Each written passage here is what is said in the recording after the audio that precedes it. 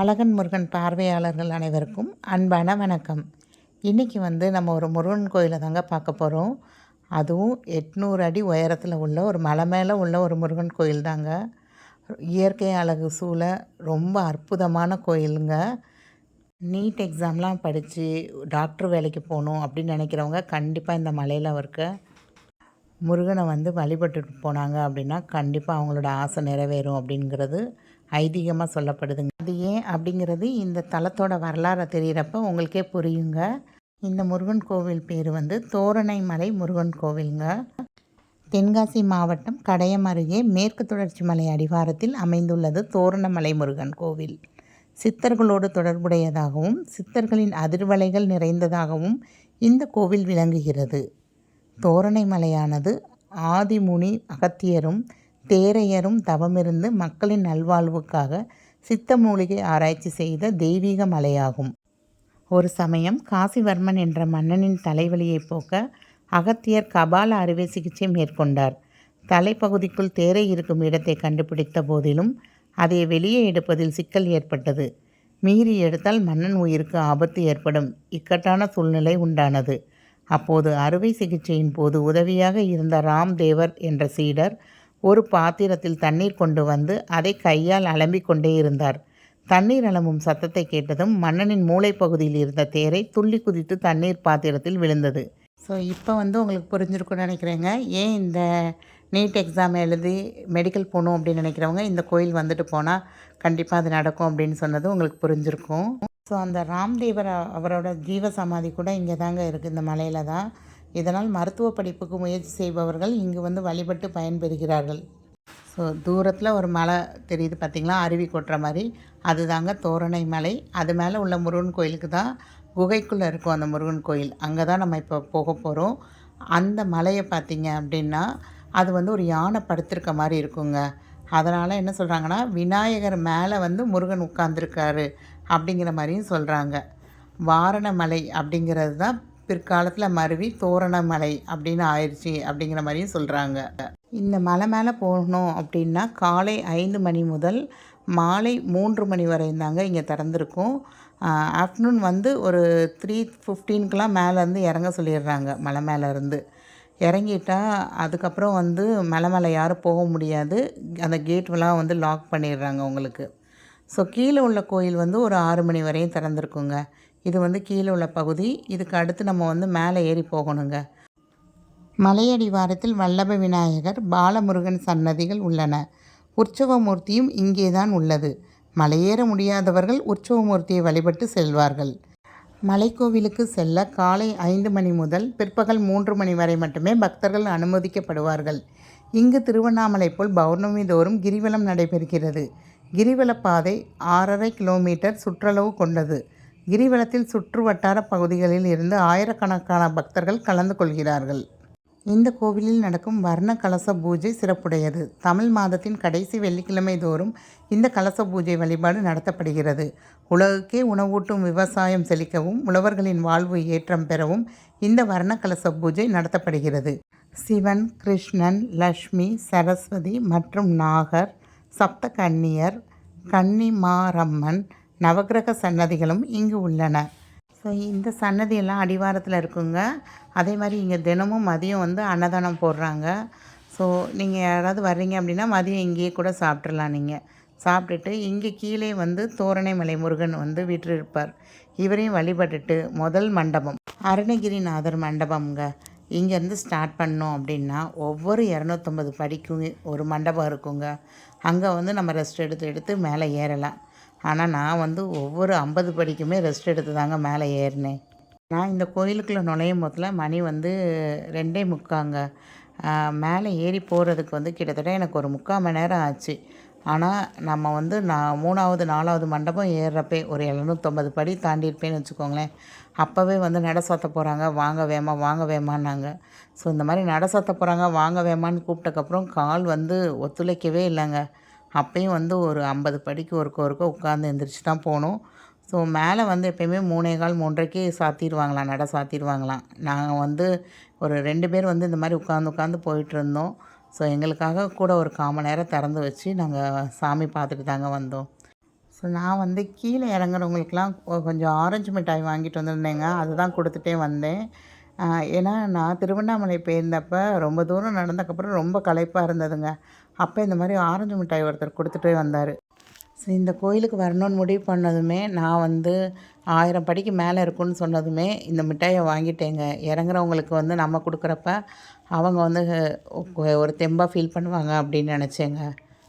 ஒரு 300 படிக்கட்டு ஏறுறதுக்குள்ளயே அந்த பாக்கெட் மிட்டாய் பாக்கெட்லாம் காலி ஆயிடுச்சுங்க. இந்த மாரி ஒவ்வொரு 250 படிக்கும் கிட்ட வந்து ஒரு மண்டபம் இருக்குங்க. தேரையர் மண்டபம், ஔவையார் மண்டபம், அகத்தியர் மண்டபம் அந்த மாரி இருக்கும். ஸோ மொத்தம் 6 மண்டபம். கீழ ஸ்டார்ட்டிங்கில ஒரு மண்டபம் பார்த்தோம் பார்த்தீங்களா? ஸோ அதுக்கப்புறம் 5 மண்டபத்த கடந்து போகணும்.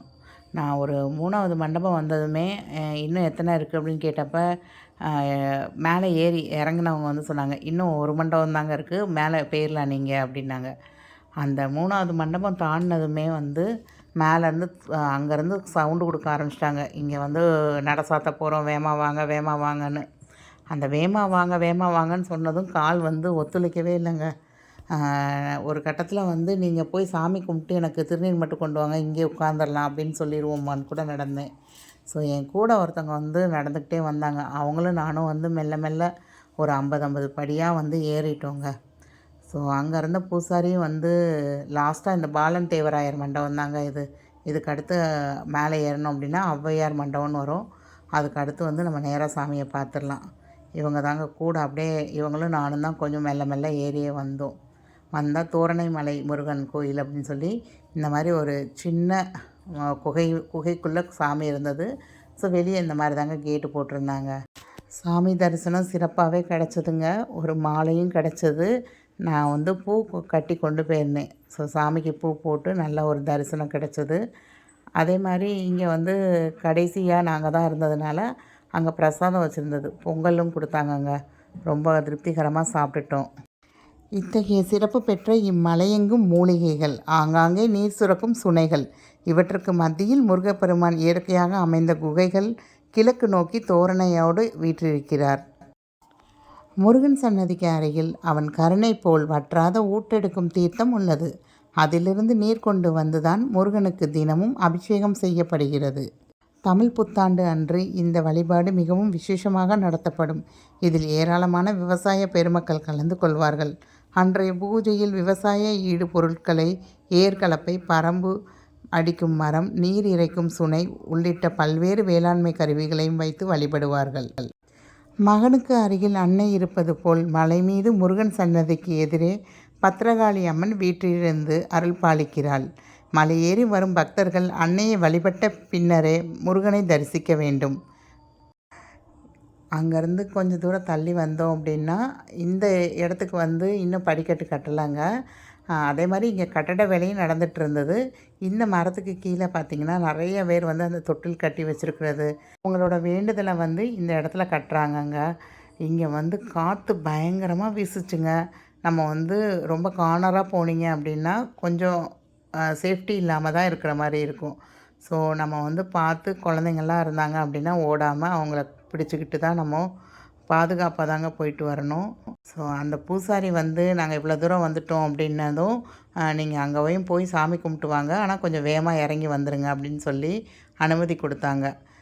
அந்த மாதிரி மலையிலேருந்து திரும்ப ரிட்டன் இறங்கி வர்றப்ப பார்த்தீங்க அப்படின்னா இந்த மாதிரி கல், இது வந்து சிறுவாபுரியில் வந்து விசேஷமாக இருக்கும். உங்களுக்கு அந்த செங்கல் வச்சு அடுக்கி வைக்கிறது. அதே மாதிரி இங்கேயும் பண்ணியிருந்தாங்க. என் பிள்ளைங்க 2ம் அதெல்லாம் பண்ணுச்சுங்க. அப்படியே இறங்குறப்ப பார்த்தீங்க அப்படின்னா எனக்கு ஒரு 3வது மண்டபம் தாண்டி இறங்குறப்ப அப்படியே நரம்போடு பிடிச்சிக்கிடுச்சுங்க. கால் எடுத்து வைக்கவே முடியல. பெருவிரலும் அடுத்த விரலும் சேர்ந்து அப்படியே மடங்கின மாதிரி மடங்கிருச்சு. இதுதான் வந்து சுயமாக வந்த லிங்கம் அப்படின்னு சொல்லி அங்கே வந்து பிரார்த்திச்சுட்டு இருந்தாங்க. ஸோ அதையும் கும்பிட்டுட்டு அதுக்கப்புறம் கொஞ்சம் நேரம் உட்காந்து தண்ணிலாம் குடிச்சிட்டு முருகன் பாட்டு போட்டு அப்படியே மெல்ல இறங்குனோங்க. ஒரு அரை மணி நேரத்துக்கு கால் வந்து ரொம்ப நடுங்கிக்கிட்டு அப்படி தான் இருந்தது. ஆனால் மேலே ஏறி முருகனை பார்த்த தெம்பில் வந்து ரொம்ப சந்தோஷமாகவே இறங்குனேங்க. ஸோ நாங்கள் இறங்கும் போதில் மணி வந்து அரௌண்ட் ஒரு 4:00ங்க. எல்லா குரங்கும் வந்து மலை மேலே ஏறி போச்சு. மலை மேலே வந்து 2 நாய்க்குட்டி இருந்தது. அந்த நாய்க்குட்டி 2ம் எங்கள் கூடயே கீழே இறங்கிருச்சு. ஸோ எல்லோரும் அவங்கவுங்க வீடை நோக்கி போய்கிட்டு இருந்தோம். ஸோ அதே மாதிரி இங்கே தைப்பூச திருவிழாவும் இந்த ஆலயத்தில் வெகு சிறப்பாக கொண்டாடப்படுகிறது. முருகனின் திருக்கல்யாண வைபவம் நடைபெறும். ஆயிரக்கணக்கான பக்தர்கள் பாத யாத்திரையாக வந்து வழிபடுவார்கள்.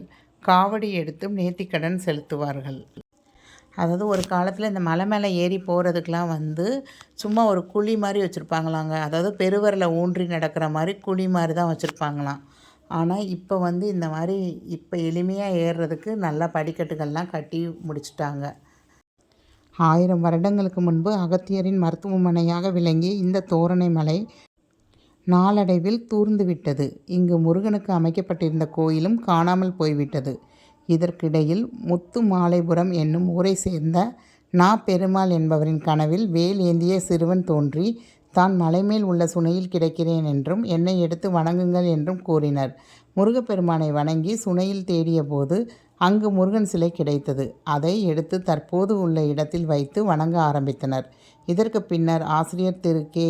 ஆதிநாராயணர் என்பவர் இந்த கோயிலை மக்களுக்கு அறிமுகப்படுத்த பல முயற்சிகள் செய்தார்.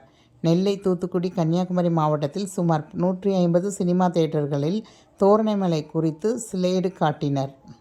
அருமையான ஒரு மூலிகை காற்றை சுவாசிச்சுக்கிட்டே இந்த தோரணைமலை முருகனை தரிசிட்டு வந்துட்டோங்க. ஸோ பசங்கக்கிட்ட வந்து குற்றாலம் போகிறோம் அப்படின்னு சொல்லி தான் கூட்டிகிட்டு வந்திருந்தோம். ஏன்னா இது கரெக்டாக தென்காசிலேருந்து ஒரு 5 கிலோமீட்டர்ஸ் தான். ஸோ இங்கேருந்து குற்றாலத்துக்கு 5 ஃபால்ஸ் தாங்க போகணும்னு முடிவு எடுத்திருந்தோம். ஸோ அதனால் வந்து அது ஒரு 15 கிலோமீட்டர்ஸ் கிட்ட தான் இருந்தது. அதனால் அங்கேருந்து கிளம்பி ஒரு 5:30 போல் 5 ஃபால்ஸ் கிட்ட வந்துட்டோங்க. பயங்கர கூட்டமாக இருந்ததுங்க. பட் தண்ணி சூப்பராக விழுந்தது. ஸோ அங்கே ஒரு அரை மணி நேரம் தண்ணியில் குளிச்சுட்டு அப்படியே அங்கேருந்து கிளம்பிட்டோங்க. 400 வருடம் பழமையான இந்த குகை கோயிலை வந்து நம்ம தரிசித்துட்டு வந்தோம் அப்படின்னா நமக்கு எந்த தோஷமும் இருக்காதுங்க. சந்தோஷத்தை மட்டுமே இந்த முருகன் அருள்வாருங்க. ஸோ உங்களுக்கு இந்த சான்ஸ் கிடச்சிது அப்படின்னா கண்டிப்பாக தோரணைமலை முருகனை வந்து தரிசித்துட்டு வாங்க. உங்களுக்கு இந்த வீடியோ பிடிச்சிருக்கு அப்படின்னா கண்டிப்பாக இதுக்கு ஒரு லைக் பண்ணுங்கள். சப்ஸ்கிரைப் பண்ணாமல் பார்க்குறவங்க சப்ஸ்கிரைப் பண்ணிவிட்டு பாருங்கங்க. உங்கள் குடும்பத்தினர் யாருக்காவது இது தேவைப்படும் அப்படின்னா அவங்களுக்கு இந்த வீடியோவை கண்டிப்பாக ஃபார்வர்ட் பண்ணி விடுங்க. இதே மாதிரி நிறைய கோயில்கள், நிறைய டூரிஸ்ட் அட்ராக்ஷன் எல்லாமே உங்களோட நான் ஷேர் பண்ணிக்கிறேங்க. நன்றி, வணக்கம்.